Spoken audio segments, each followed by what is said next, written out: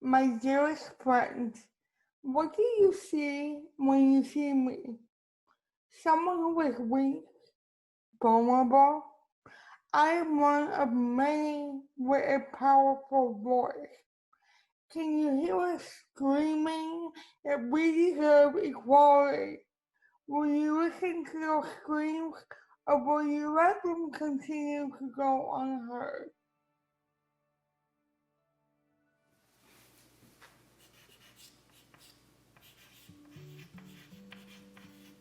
I'm Oaklee Thiele, and I'm the artist who has partnered with DisArt to create the My Dearest Friends project.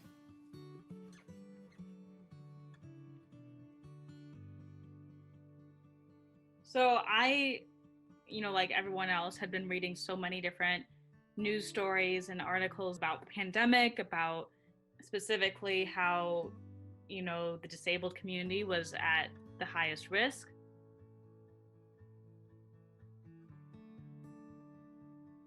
I kept witnessing, disabled lives, kind of being tossed aside. And I had written that letter in response to all those articles. And it was just kind of my way of addressing, my disabled community.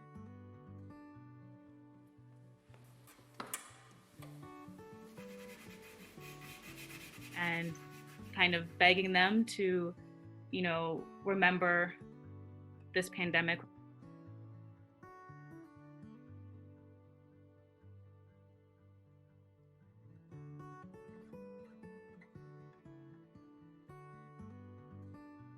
I'm tired of our lives being considered as expendable.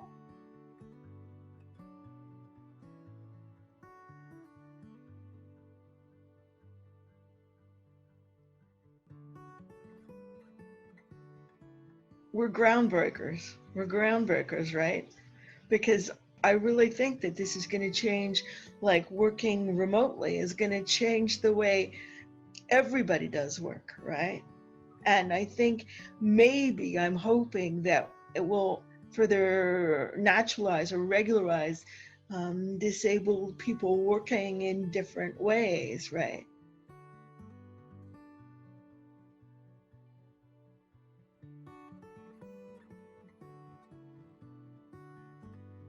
We've had to be creative out of necessity, right? And it's just the larger population has that same necessity thrust upon it now. So it's taking on a whole new significance because the larger population is dealing with it now.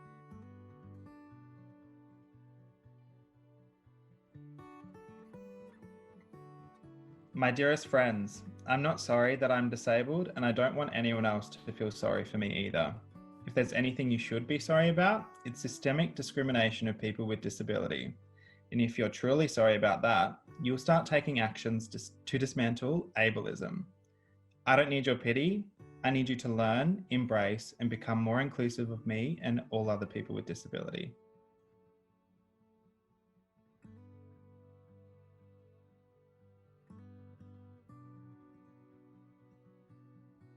My dearest friends, may we be flanked by the protection of each other's care. May we rest.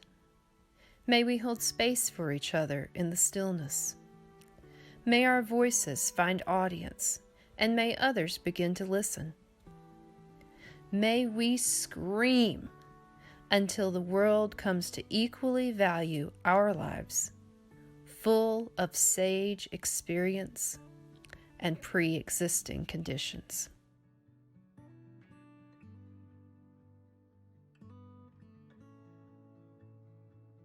But I do want people to open their eyes and realize that what they're experiencing right now is something that is temporary for them.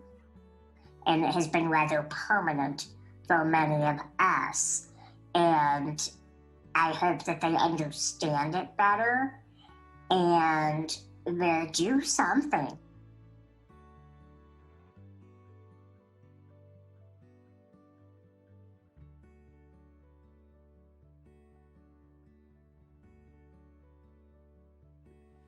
My dearest friends, we mustn't let this be forgotten the time the world gained perspective on a small portion of our struggles. We must make sure that this moment goes down in history so that we can build a better world, a more accessible world, a world for everyone, a world for us.